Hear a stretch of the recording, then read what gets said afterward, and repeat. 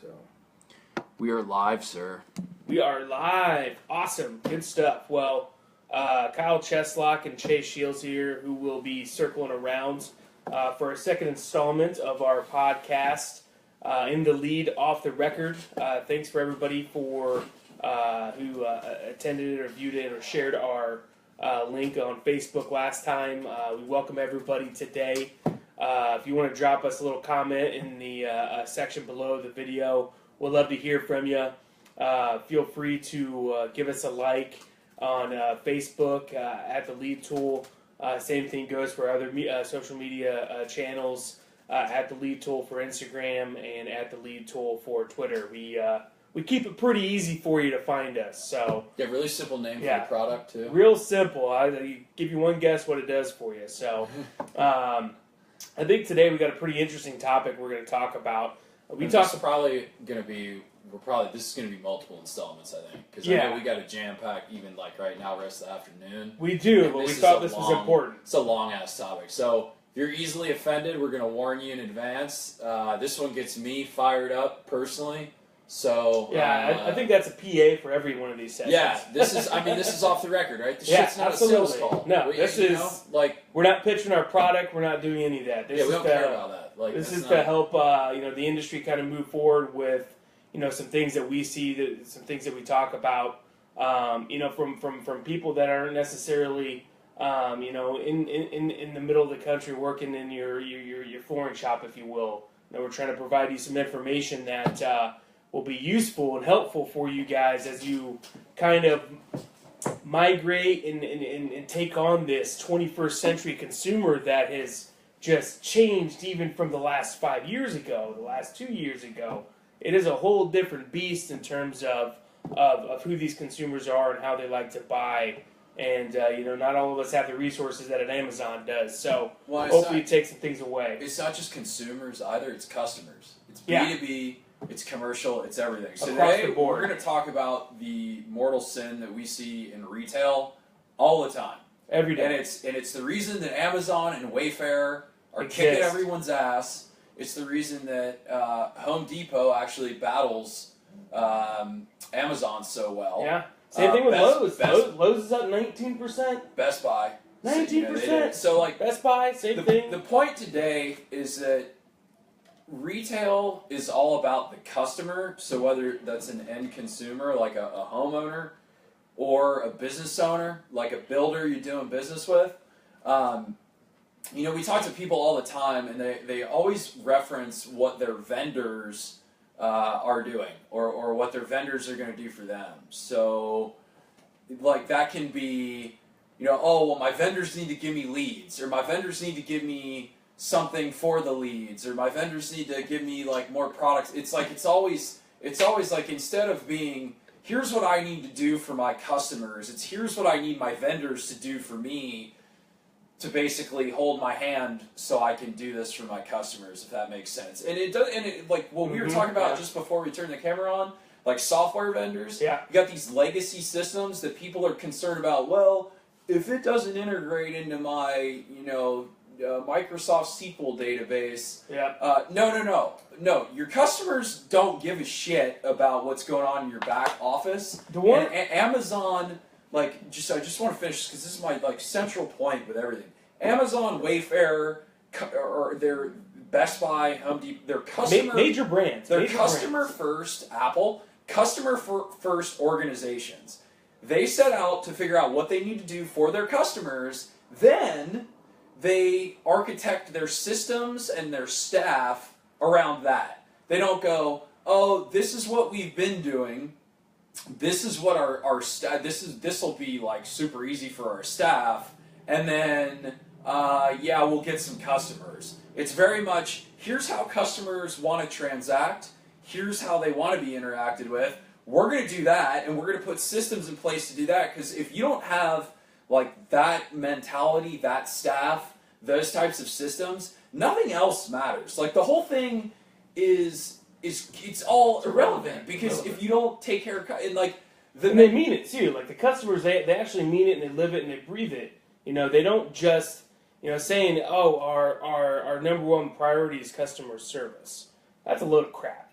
everybody's first priority is customer Well, service. if that were every small businesses and every independent business or whatever, forget small business, if that were every traditional retail's priority in reality, they wouldn't be getting slayed. Yeah. Like 400, however many, or 140 stores, Yeah. JCPenney, limited shutdown, 200 something, Gander Mountain's bankrupt. Sports Authority. There's a list of pick an industry, pick a vertical, and they are closing up shop. There's a list of 15 or 20 articles on our blog that go over this. And speaking of consumers evolving, they keep moving to Amazon. I cannot hammer enough on the fact that consumers will follow the path of least resistance. Customers follow the path of least resistance. I am a business-to-business customer. When I buy things from my vendors, if they make it hard for me to buy, I don't care about them. I'm done. Throw a dart. I'm There's done. another one that you can go to. Yeah, it doesn't, you cannot make it hard to buy. And it can't be hard to buy for consumers. It can't be hard to buy for, commercial build. Like, Amazon delivers stuff to the job site. Home Depot allows you to buy online as a builder or contractor, go in and pick it up at the store. So, I mean, it's like... So they're not just beating you on price, which, it is happening. They have the ability to buy more product at bulk and wholesale and deliver a price. We get it. It's understandable. But they also have an experience that has been largely created by Amazon with the expectation that they can, buy what they want today and pick it up today through this e-commerce structure. And this morning, Floor Daily, for those of you flooring retailers that are on this, Jim Dion was just interviewed by Ken Parr, and it was fascinating. We talk a lot about these different closures and different things happening in the retail industry. The next 18 months are not going to look any rosier than what's happening right now. He's projecting up to 200,000 retail jobs could be chopped, and a lot of this is the failure of retail to adapt to the customer. And it's for a variety of reasons, lot of reasons, but it is the me first mentality. And the vendor first, it's the everything but the customer. And in retail, it's different, when you're dealing with retail and you're dealing with, a rapidly changing customer base, a rapidly evolving customer base, you have to evolve or you die. I mean, Absolutely. It's really, that's the killer thing, is, the sliver of light, I actually would argue it's a huge ray of light. This is so easy to fix. It's the opportunity, it's right? So easy to fix. So why this cloud is very dark, and it seems like that this is just retail is going to be slaughtered, and in some ways it is, but this is also the opportunity for a lot of individuals about it. It's such an easy fix. It's stop doing lift your head up out of the business for 1 minute. Yeah. Look around what some of these other amazing companies are doing. Look at the experiences they're creating. It's not like you can't create that same experience or even improve upon that experience. Why can't you be better? That's one of the things that really chaps my ass when I talk to a lot of retailers that tell me they've been doing this the same way for a lot of 30 years. Well, why can't you do it better? Good luck for the next 30. Why can't you do it better? Yeah, when did improving go out of style? Yeah, what's wrong with that? And to put this in context, we've been hearing this, we've been at this for a few years now. Yeah. We're not going anywhere. Yeah, I saw it in real estate, the same thing. Yeah, well, and you guys have already been through shifting an entire industry with what you did at Dotloop and Zillow and Zillow is another one, a prime example that follows the Amazons, the Apples of the world. One of their core values is turn on the lights. What that essentially means is to empower people with information. That's what's happening. Our jobs as retail sales reps. I mean, I worked in retail. I even worked for Sports Authority at one time for a college job. That doesn't exist now. And one of the big things that this information is being delivered to these people now, our jobs have changed. They no longer come to us for the information. You better know the information because they're already equipped with it. They already know what they're looking for. It's to reaffirm and reassure them that this is the best for what they want.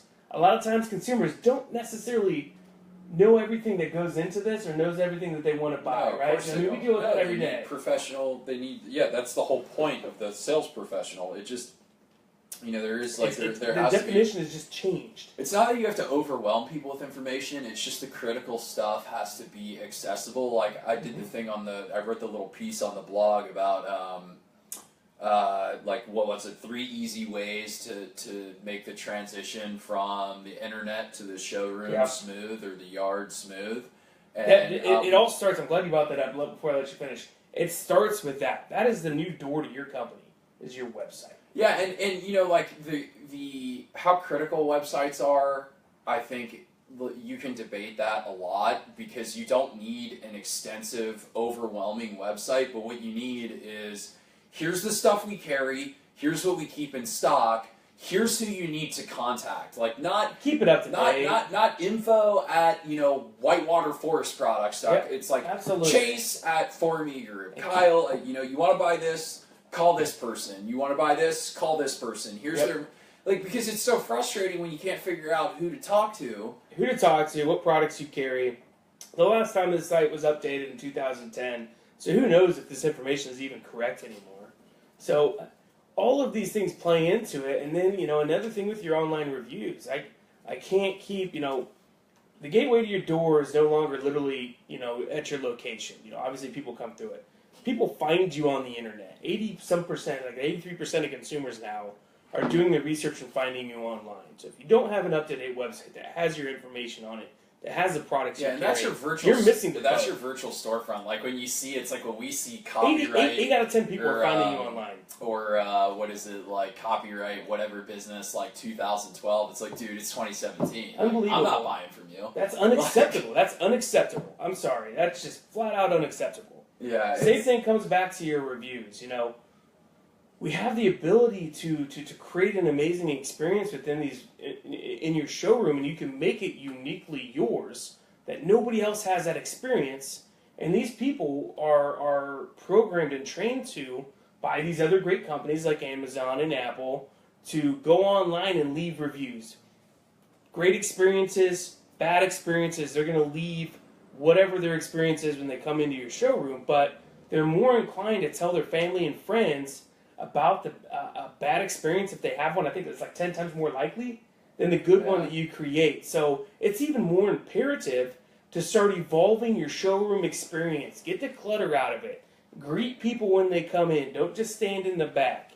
Be prepared with questions to help them kind of find their way and navigate through whatever products, whatever rooms they're looking for. And start asking secondary questions. They may have another room that obviously is going to help your bottom line, but all of this plays back into an experience. I'm going to keep saying it, experience with how consumers interact with you. Don't lower your price. I think that's something that was kind of a byproduct with everything that came out of the recession with these businesses closing and going out of sale. Well, yeah, you got three things to sell on: quality, service, and price. It's like we see it. I saw it longer. We see it in software. You get shitty software, $10 a month. Like, okay, have that. Don't call us when it doesn't work. No. You don't need to drop your price anymore. Is what I'm getting at. You need to increase, particularly with the millennial generation, as they become more prominent with their purchasing power.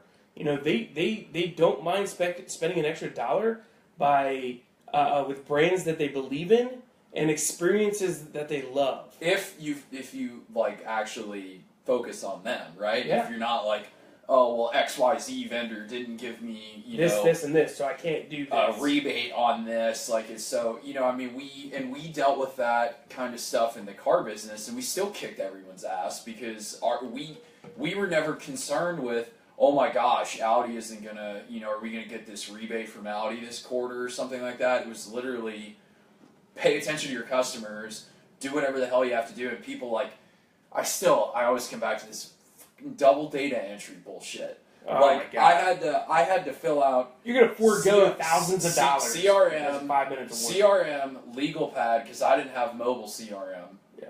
So legal pad, CRM. We had a handwritten test drive sheet, a handwritten buyer's sheet. Man, I'm blanking on. I know there are at least 2 more. Oh, an insurance release.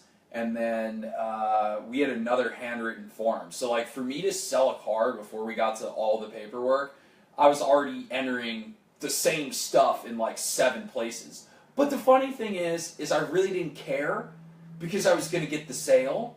Because I was focused, that's what I needed to do to get the sale. If that's what it took to take care of the customer, then that's what I wasn't worried about whether or not we were going to get dealer cash on some car and what my commission was going to be. or something like that. It was literally focus on the customer and everything comes together. Well, I think we can break it down even further, right? So, anybody that's worked in retail, like I said, I've been there, I've done it, I worked it for a handful of years, so I've been in your shoes before.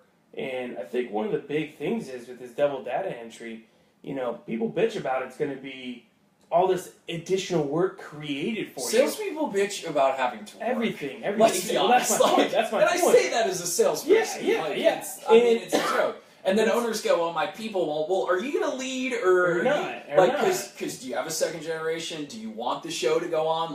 And I can say that because I came from a 130-year-old family business that's still running. You evolve. Look, nobody loves doing double data entry. Let's just get that on the table. Sucks. No one loves business tools. No, they're tools. They're not this is not. At Snapchat. the end of the day, I've never seen a retail store that was wall to wall, jam packed with people, where you didn't have an extra 2 to 3 minutes to enter information twice into whatever systems you are using to get said deal done. As opposed to outside of Apple, who's got it all figured out, on the on their tablet, mobile, they right? got everything. I've never seen that. Customer focus. So you can't tell me that you're just so busy that you don't have the time to enter information. That's a load of crap. I don't believe it. I don't believe it. It's a cop out, and it's hey, things are things are going so well. Going back to I guess we talked about this last week. I can't remember. Everything's fine till it's not. Yeah. Everything works till it doesn't. Oh yeah, the economy's great. Yeah, then Then what do you do? Yeah, what are you gonna do? And if you don't set up now, there's no better time to set up for when things are gonna be bad than when things are good. You invest in your people, you invest in your processes. If you equip them with the tools that they need to be successful. Yeah. That's what you do. Modernize your showroom is essentially what we're getting at. Yeah, it's showroom yard. It could I remember when we went to handheld computer tallies. Yeah. And then we put a CRM in, and by the way, our CRM did absolutely not integrate into any of our back end stuff. But guess what? Nothing integrated for us. Didn't care. Didn't make a difference. And nothing integrated for us in real estate. When I was selling real estate, we had hard copies of contracts. It was unheard of to be typing out contracts online. Your CRM didn't integrate with anything, particularly your back office and your accounting solution. Didn't happen. But nothing mattered if you didn't sell the house. We sold, right? Well, yeah, exactly. And here's the thing too. I am of the mindset, and if your people aren't like this, then you need to reevaluate some things. You need to capture every opportunity that's coming into your store. That's gold. That's $200 of marketing budget sitting right above their head every time they walk into the room on average. So if you're not capturing that particular customer, thousands of dollars are walking off down the street, and that's why Home Depot and Lowe's are growing 17 and 19% respectively quarter over quarter. It's ridiculous. The opportunities there. Well, they've got systems in place. I'm not going to say they're the most talented salespeople. I'm not going to say they're not the most talented salespeople, but they certainly have systems in place that are working. And that's and they're making, and it doesn't matter if you're little or big. There's so many. You have the local knowledge to crush them. Yeah. Well, that's a whole. And Joachim wrote a wonderful blog post about forget everything else. You have local knowledge. Focus on that local knowledge. But in 30 years you've been in business, 40 years you've been in business. Don't use that as an excuse not to do something. But my point is embrace that. There are so many tools to get your inventory or your products online that aren't they're not $10,000 a month. They're not for a single yard shop or a single showroom. There's a ton of great stuff out there now. There's it's such an easy problem to fix, and it comes back in spades. And the problem is everyone, and we see this all the time when we're selling software. And I know we're getting short on time, but people look at inventory and back office related stuff not as expenses. They look at it I gotta have it. And then they look at something that's related to a customer, to helping their customer, like a CRM, like order tracking for their customer. Tablets for your people. They look at it's funny because if it's almost if it pertains to helping a customer, it's a cost, and we don't know if we can justify it. But if it pertains to helping them internally, like that's part of moving towards this customer focused mindset. Your inventory and all that, that's great. I get it. Again, I freaking manage the large inventory that could be in a dry kiln, it could be on an air dryer. Like, I get it. It's a pain. But like in retail, we were in distribution. When you're farther up the supply chain, like you can kind of afford sometimes to be a little bit sloppier. Retail customers do not have that level of patience at all. So was it 8 just seconds? like 8 seconds is their but attention span? but these investments in the customer side of things, like that's actually a high ROI activity. You can tie a dollar amount to that. There's endless amounts of research. I don't know if it's Gartner or whoever, CRM in particular, 770% ROI. But everyone's like, well, it's a new line item. I don't know if I can afford it. The answer to that is you can't afford to not do it, because right now you're losing your ass if you're not focusing on your customers. That's why 53 cents of every dollar spent online is going to Amazon. Could not believe it's that. like, I guess like the reason that I get so frustrated about all this is, we started this software company actually to like help businesses, because I came from a family-owned business, and you see them kind of like a lot of those that we talk to are neglecting the problem. And what the big problem, like their vendors are waking up. Yeah. Their vendors are now aware that their retail channels are not doing the best job in aggregate. Not saying this about everyone, but just generally speaking. There are some really great operations. They're incredible, but just like by and large, the industry is still lagging. That's why retail is taking the beating it's taking. But it's such an easy problem to fix. It's just you have to stop looking at things like it's 1980 and start looking at it like it's 2017, because and change is only as difficult as you make it to be. Most of the things that you can do are little changes that 30 days later you won't even notice or know that you made this change to improve your process or improve your ability to interact with your customers, whatever it may be. Like, these are incremental changes that can be made today to essentially help you guys create this experience that, again, you can make uniquely yours and truly be different than your competitor does. And I guess that's the other like really big point to drive home, like the cliff notes of this entire conversation, is that focusing on your customer is a very high ROI activity. If you're interested in making money, focus on your customer. If you're interested in making money, you're in retail, focus on your customer, think about what's going to make it easier for them to buy, and do that. Yeah. Like, that's really what this boils down to. Oh, no! What is going on? We fell over. But anyway, we can actually end on that, because I know we both got to run. So... There's the other chair. Turn it around. Boom. Yeah, there you go. There it is. Check that beautiful face. Anyway, thank you for joining us. This is obviously going to be posted. We got to get back to work, shaking the money tree, building some badass stuff. What else? I don't even know. We'll continue this discussion on Thursday at 4 o'clock. So if you want to tell your friends, family, colleagues about it, join us. We'll kind of dive a little more further into depth into some things that you could probably do today. And we're going to do a better job of documenting our off-the-cuff conversations, because there's a lot of value there. So we're going to be posting those probably on our Instagram stories. Instagram. Check us out at the Lead Tool on Instagram. There's just same thing with Twitter. I think there's Facebook. a lot of shit that goes on in this office that might just maybe somebody will find some value in. We hope you found value in this. Anyway, thank you again for your time. We certainly appreciate it, and we'll be yakking at you later on. Thanks, everybody.